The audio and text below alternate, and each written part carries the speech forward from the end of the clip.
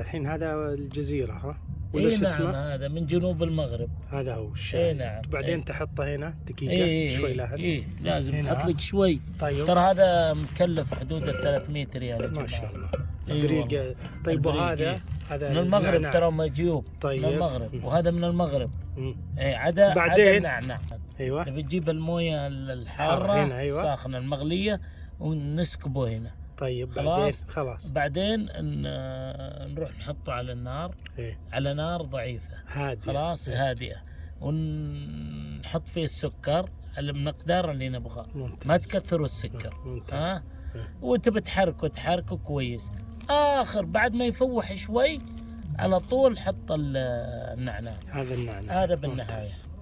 حطوا المغلي. الحين تضيف الملحار صح؟ اي نضيف الملحار على النعناع والشاي الاخضر. طيب خلاص يبقى نحميه وسكر. والمرحله الاخيره النعناع على نار هاديه. بس النعناع على نار هاديه. ايش فيه النعناع؟ النعناع يا جماعه قليل يصير كذا بدون عواده.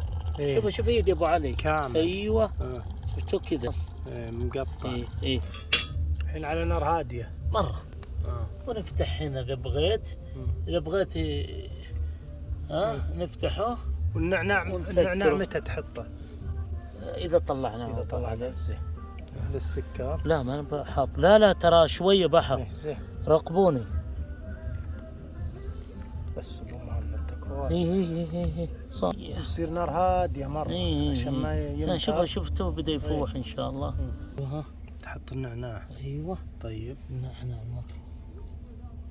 بسم الله. الحين تقلبه صح؟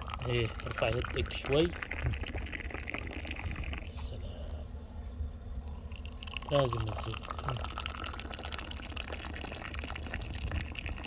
يس. بسم الله. طيب. على طول. خلاص مرتين ابو علي. شيء يطلع زبده. بسم الله. بسم الله.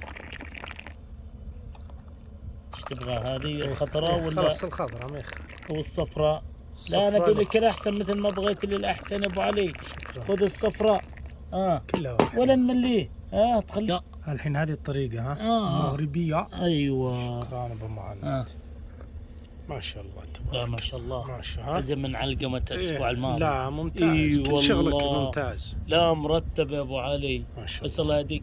المغربية لازم ترفع يدك فوق حتى توصل 10 متر. بس ما تقدرش